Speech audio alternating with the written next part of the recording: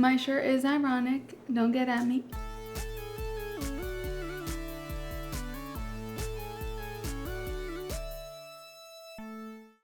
Welcome back to the Miscellaneous channel where we do miscellaneous things. I'm Zeleny. I typically cover pop culture, internet trends, and other miscellaneous things on this channel, so subscribe if that's your vibe. I just didn't have the energy to do super deep dive research on something new right now, so I decided to draw upon my existing expertise and talk about one of my favorite shows of all time, and that is America's Next Top Model. I did a previous video like this about Survivor, and although I'm a relatively new fan of Survivor, I wanted to do a beginner's guide to start because it's kind of overwhelming. There's a lot of seasons, and I thought it'd be a cool idea to do a version of that video for America's Next Top Model. It's a little different because I have been a fan of Top Model for a very long time. I was exposed to it as like a young teenager, probably around 12, 13 or so, up until through my teens. Back then, there would be a lot of marathons of Top Model on the weekends on a channel called Oxygen on cable TV.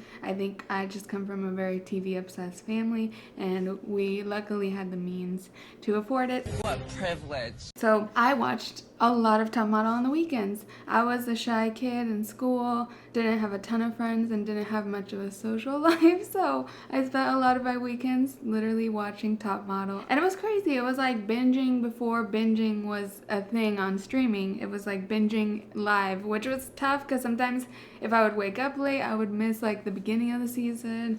If I had to go somewhere with my mom, I would miss the end of the season. But at a certain point, I watched so many of them that I saw every season. I saw each season multiple times. So I know Top Model like through and through, and I wanted to make a beginner's guide in case you've ever been curious about Top Model. You've seen maybe the memes, or maybe you've seen some episodes here or there, but want to sort of dive in deeper or learn more about it. Actually, over the quarantine in 2020, I think a lot of people were getting into it again and rewatching it. I think a lot of shows that were older had some revivals. It happened to Survivor too, but Top Model started getting extra attention, good and bad, because America's Next Top Model is a bit of a controversial show, so there's definitely a lot of like bad with the good of it. It's not quite as like a clear cut like this is a great show and you should watch. It's more like, to me, it's pop culture and reality TV history, and that's what makes it important, but I can understand if it's not your thing. I think one of the most important impacts of it that we notice today is that America's Next Top Model paved the way for RuPaul's Drag Race, which is now the biggest reality TV competition show on television.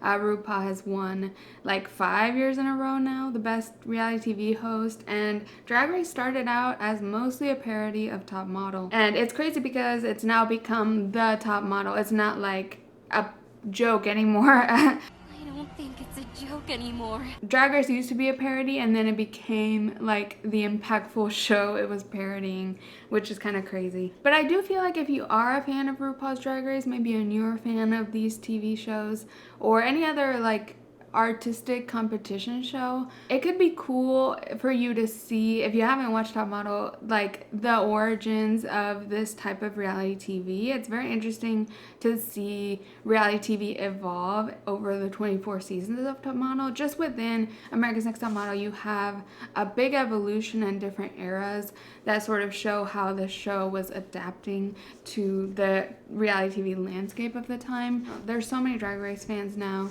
and it's awesome. Like, I wish Top Model back then would have had sort of the community Drag Race has around it. Kind of. I mean, it's definitely not as good as Drag Race. Drag Race has sort of really elevated the art. But still, I think America's Next Top Model is an important historic piece that if you have any curiosity about the origins of Drag Race or of reality TV, I recommend checking it out. And I'll break down in this video which seasons are sort of the best to watch and which are fine to avoid, like not good ones to start with. I'll give an overview of the 24 seasons and advise you where to start depending on what you're most interested in. This will be a spoiler-free recommendation, just like my Survivor video. I don't want to spoil any winners or things like that for someone that has never watched it or has only watched maybe a tiny bit. Or if you just want to learn about Top Model and don't intend to check it out, this video is still interesting. I'll sort of go into the history of ANTM. So let me go ahead and start there. America's Next Top Model, which a lot of times is called ANTM for short, has 24 seasons and is a modeling competition hosted by Tyra Banks. The general premise is that a group of unknown or undiscovered models compete in photo shoots, challenges, runways,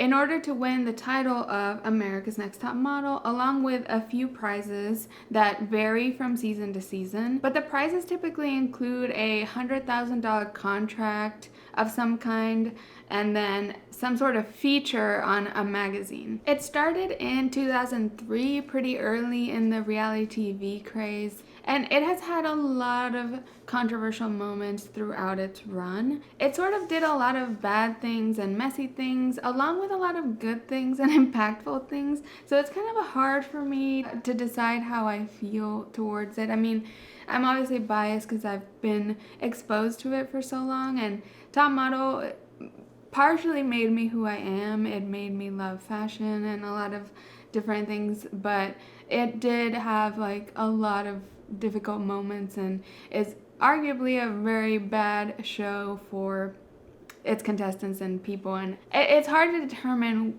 whether the negative impact outweighs the positive or not. It's just kind of one of those things that can't be quantified. But a lot of the bad things are things people know about, sort of the controversial photo shoots, mainly ones involving like blackface, or a lot of these blackface moments involve like every race. Like it's like turning a white girl into a Mexican girl, or turning like a black girl into an indigenous Native American girl. So it's like these very bad and in poor taste choices that like look really, really messy. Even back then they drew controversy. It's not a thing where like, oh, the Times, everyone accepted it. It was like sort of meant to be controversial, which is stupid, or which is like messy because it's sort of doing something you know is wrong, just to get bad publicity out of it and get more people to watch your show. So those are known problematic moments. In general, like they also had a lot of mishandling of like sexual harassment that happened on the show here and there in several seasons. And overall, it's a show that scrutinizes and really like tears down young women, mostly humiliates them, puts them in very ridiculous and oftentimes traumatizing situations. So it can be really tough to watch now, just seeing like what these girls went through for television. And then the show also brought about some good things. It brought a lot of like diverse and queer representation on TV at a time when it wasn't so popular. Top Model exposed me to the world of fashion in a way that like I wasn't exposed to in any other way. It brought this sort of like world into a new generation of people. I wasn't so much like reading fashion magazines. That kind of stuff was going over my head as a teen. So seeing it on TV in a digestible way, I learned about models and fashion and a lot of like important creative queer people that are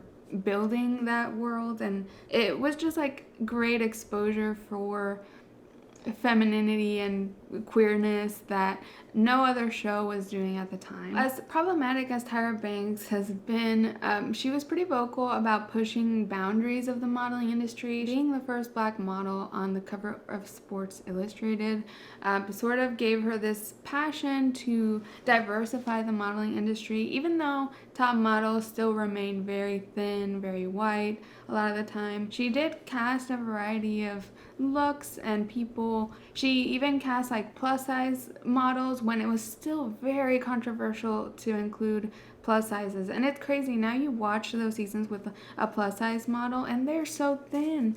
So it's feels crazy now, but at the time was like Tyra was trying to push the boundaries. As far as the format goes for Top Model, it's a pretty familiar format, I think, for a lot of reality TV shows. It usually consists of like a educational moment for the models, and then a challenge that puts that information to the test. then a photo shoot, then a judging where they review their photos, and finally an elimination. I'm not sure if this was like the very first show to do this kind of format, but this format became super popular. Project Runway was a huge show that had a very similar format.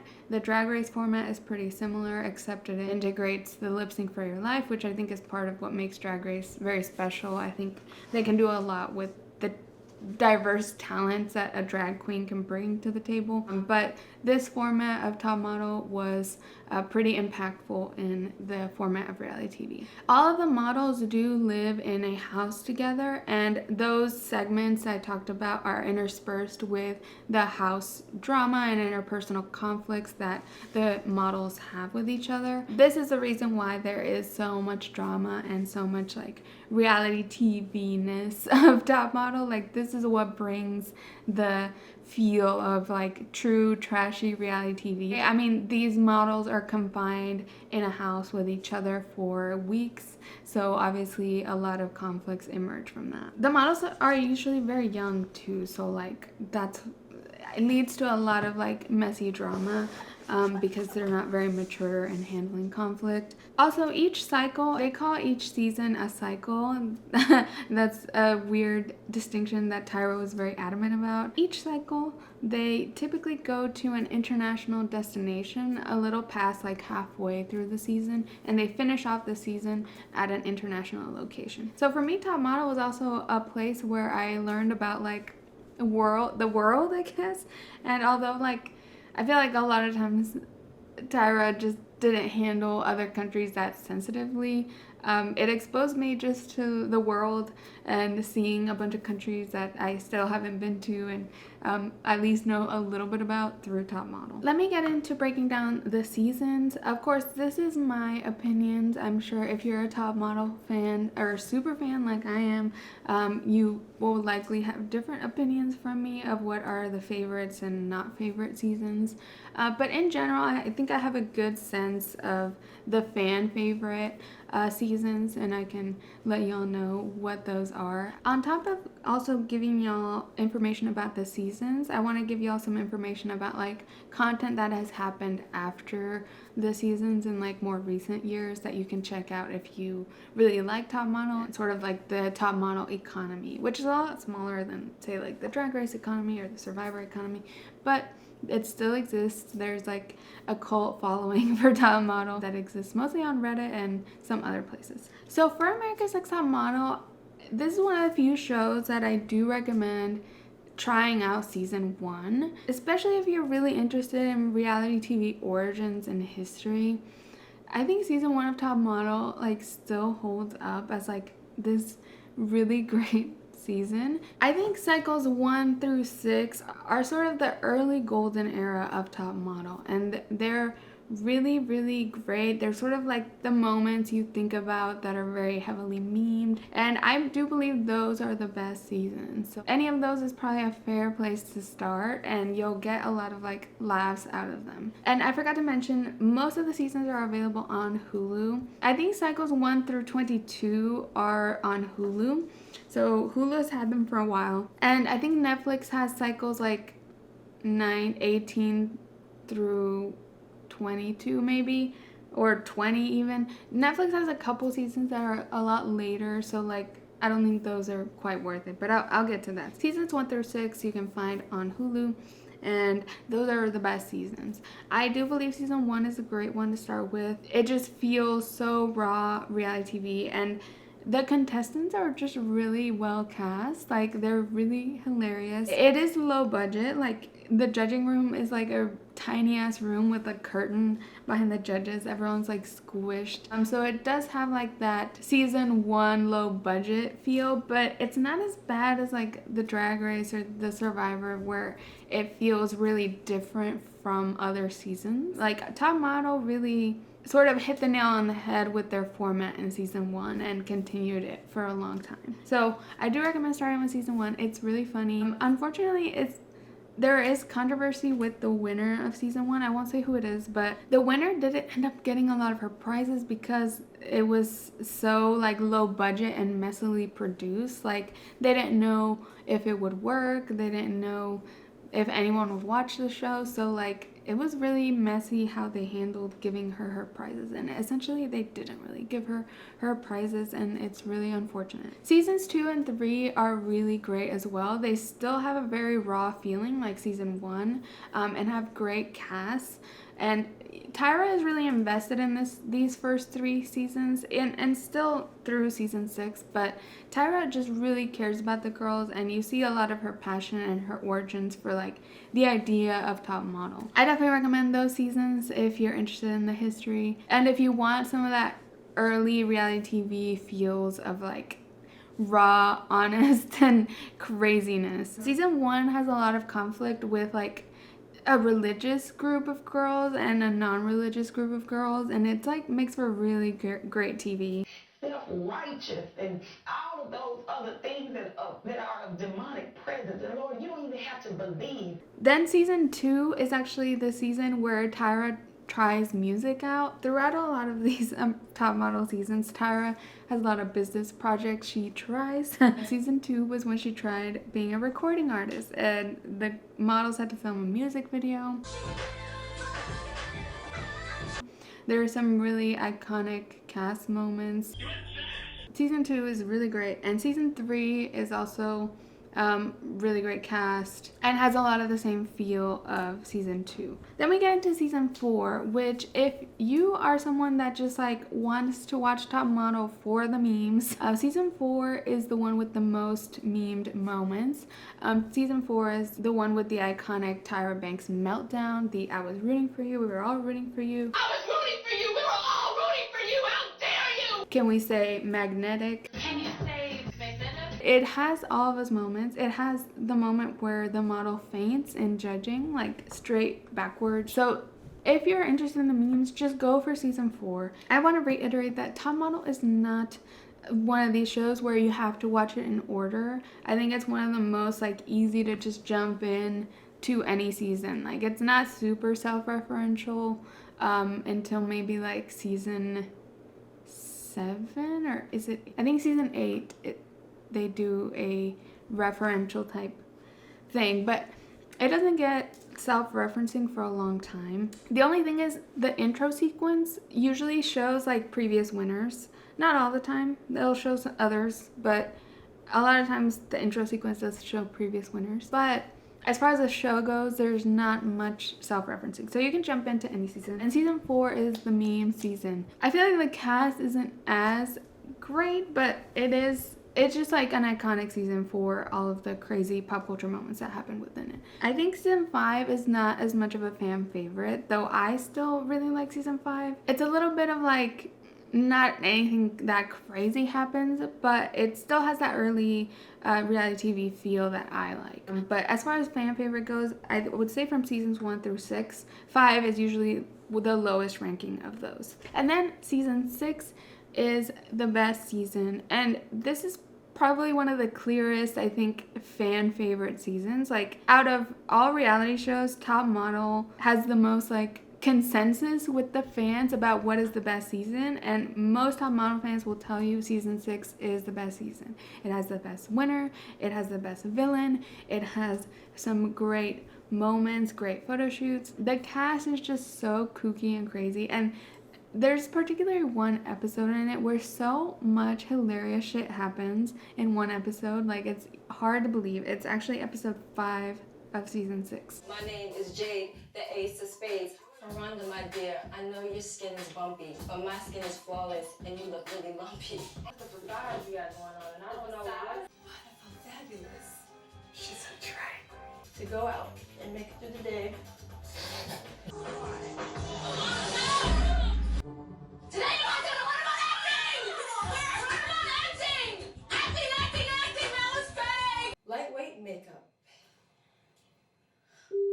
But this whole season, I recommend it as like, if you are super on the fence of top model and don't want to watch, but maybe kind of want to watch, I think this is your best bet to get like hooked onto it. It is the best season, and you can just jump into it. You don't have to watch other seasons.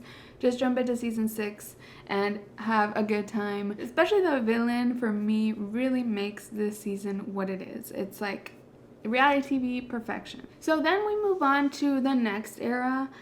Seasons 1 through 6 aired on UPN, which is a network I don't even remember, to be honest. But the CW actually bought UPN, and then Top Model moved to the CW. I would say seasons 7 through 9, 7, 8, and 9, were the first to be on the CW. They still have a bit of a golden era about them. Like, I still consider them as like old school Top Model, but they're a little more polished, a little less intense and dramatic and messy. It's kind of like the fading out of the golden era. A lot of people really like season 7, even though I'm not a big fan of season 7. I just think the photo shoots are so ugly. Like, to be honest, I like season 8 a lot. I think from 7, 8, and 9, I think season 8 is my standout and sort of brings back some of the kookiness from the first few seasons. Season 8, I like the winner. It has a really kooky cast, and a lot of them unfortunately have had sort of tragic where they've ended up, so it's a little sad watching that one back and seeing some of those cast members that sort of had difficult lives post-show. But I think season 8 is my standout of the late golden era of season 7 through 9. I recommend that one as like a fun watch. If you're not convinced about the older ones, don't want to sort of see that early reality TV, I think season 8 is polished enough, but it's so kooky and fun. Ho, then make it fashion. Ho, make it fashion. Then we have seasons 10 through 13, which to me is another era and probably one of my least favorite eras of Top Model. The show got kind of like really repetitive and a little bit boring. It is very polished, but I find those seasons to be pretty boring, and the ones I rewatch the least. I think by the end of these, ratings were going really down and they had to switch it up a lot. So I don't recommend starting with seasons 10 through 13. There are some highlights to it. I think season 11 cast the first trans model contestant, maybe the only. I feel like they didn't cast trans women after that much, but it was a very historic moment, and for me, I really loved seeing Isis King is the contestant on season 11, and that was I think my first probably exposure to a trans woman on television, and just seeing her advocate. Unfortunately, that season does have a lot of transphobia against her, of like bully like basic white girls from like small Christian towns, you know, that really hate on her, but I really love seeing Isis there, and that's kind of a highlight of that era for me. And still, Isis is a very involved sort of influencer, and in the queer community, runs a lot in those circles still, and I follow her. Also, season 13 was the first like gimmick season, so that's another kind of highlight for me because I related. The gimmick of season 13 is that all the models are short. So for all the other seasons, there's a height requirement. Season 13 had a height maximum, so everyone was short. Overall, it's not a great season, to be honest, but it was fun to see like short people I guess I related to. But again, I don't recommend those seasons. Like, as a whole, they're not great. Then we had seasons 14 through 16, which was kind of a new era where Top Model rebranded itself for the first time. It really tried to pivot a lot of the content to more high fashion. They brought in a new judge named Andre Leon Talley, who's like a big fashion editor for Vogue. They switched up the prizes to be more high fashion focused instead of commercial. They weren't doing, I don't think they were doing CoverGirl anymore as like the big prize at the end. Seasons 14, 15, and 16 are interesting in that way, that they really tried to emphasize the high fashion side of modeling. Honestly, for me, I don't think these are great seasons. Well, no, let me start. I don't think 14 and 15 are great seasons. But 16 is like this random gem in like the modern top models that are not very good. Season 16 to me is one of my favorite seasons. It's like so good, and I feel like it perfectly blended in that high fashion they were trying to bring in with the drama we knew and loved from earlier seasons.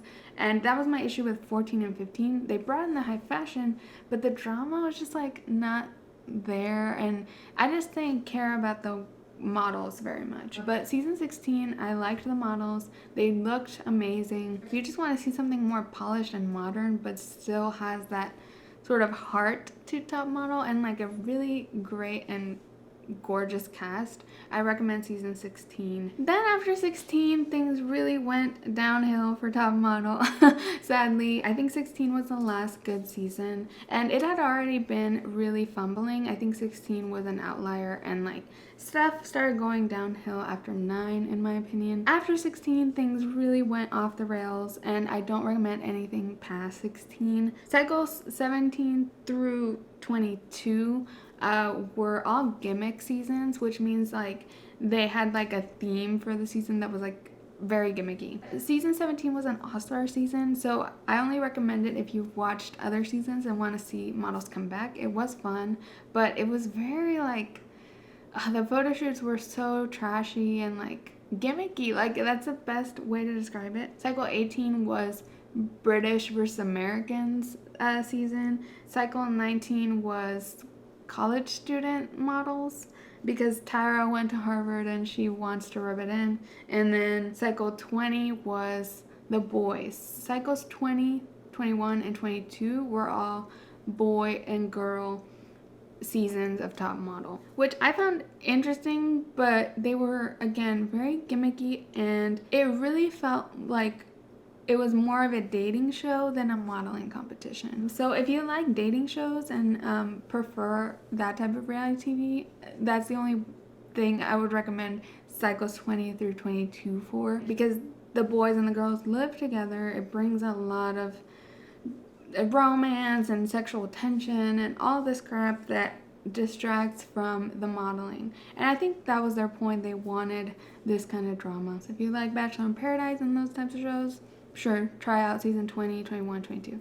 Out of those, I don't know which one's my favorite. They're all equally kind of cringy. Probably 22 is one of my, it has like my favorite models on it, but overall, it's just like those seasons are not good. They're trashy. Those gimmicky seasons before, they had these social media elements they try to do with it that just didn't work, didn't make sense. They bring in like numeric values for judging and make it a very like logistical quantitative process when it's like you're judging art. That's not necessarily how it works, but anyway. And then finally, the last 2 seasons were seasons 23 and 24, and this was kind of a reboot of Top Model. It was a big rebrand again. The show moved to VH1, and for cycle 23 they actually kicked Tyra out. I'm not sure what happened, but Tyra was not there, and it's the only one not hosted by Tyra. Rita Ora stepped in for some reason. This is probably the worst season, and I don't think these two, 23 and 24, are available anywhere. They're kind of the lost seasons because they were on VH1 and they're nowhere to be found. And good, because they sucked. They brought in a whole new judging panel, which were okay. It was like Ashley Graham and Law Roach. But the judges were so arbitrary in this season. All they would say is like, "You look fierce," or "This is just not good." They wouldn't describe what was wrong with the photo, and that was my biggest like critique of that season. Like, it felt like nothing. And Tyra, as messy as she can be, that she always was very specific. She was like, "You need to elongate your neck. You lost your neck. You need to smile with your eyes. You need to arch your back more in this photo." Like, she would be crazy specific with her critiques. And so would her judging panel. So I definitely don't recommend those seasons, even though they're not even easy to find. So I don't think you would have much access to them anyway. Season 24, Tyra did come back, which was nice, with this like new image of rebranded VH1, like very modern, sleek aesthetic. They emphasized a lot about like including everybody and diversity, but it just was so overproduced and polished like VH1 that it lost a lot of the heart of the original Top Model for me. It's hard to capture that magic this many years later. It just wasn't great and just not part of like the legacy of Top Model. I do not recommend these later seasons from 17 onward. So those are my recommendations. Definitely 1 through 6. You could probably pick any of them except for 5 and get into Top Model and get a taste for like the true heart of it. And beyond those, I say 8 is pretty good and 16 is pretty good from the other eras I talked about. They just get worse as they go on aside from 16, so bear that in mind. And I say like the true impact and heart of Top Model is in season 9 and prior. So now let me talk a little bit about the content that has come out in recent years. Mr. J, who is a creative director on most of the photo shoots of Top Model, during quarantine started doing these live streams with past contestants of Top Model where he would reveal a bunch of tea from behind the scenes of Top Model. I watched those religiously during quarantine and I found them to be very political. Like, Mr. J was not revealing anything too nasty or anything. And then it turned out he was just promoting his book, allegedly inspired by Top Model. It's called The Bitch, the Wig, and the Meltdown.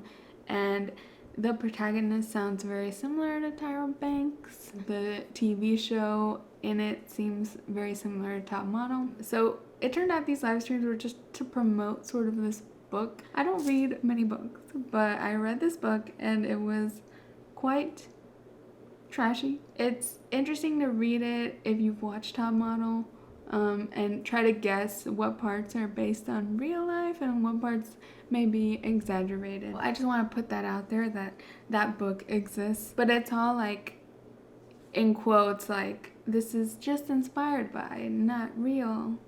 But it's kind of real. It's wild. Jay, after his book release, just stopped doing the weekly live streams with past contestants, and this content creator named Oliver Twix took over, and he has done so many conversations with past contestants of Top Model. So if you watch a season of Top Model and you're interested in any of the girls, you can probably find on YouTube a conversation with that model now and see what they're up to, like kind of where are they now type content. That's a really cool thing, and I've watched a ton of them. Some of them are really angry at the show, some of them are really grateful for the show. So it's a huge spectrum of how people feel about this show that put them through so much. I know there's also a podcast, I believe, that's called America's Next Top Best Friend podcast or something. I haven't actually checked it out. I think a lot of fans like it.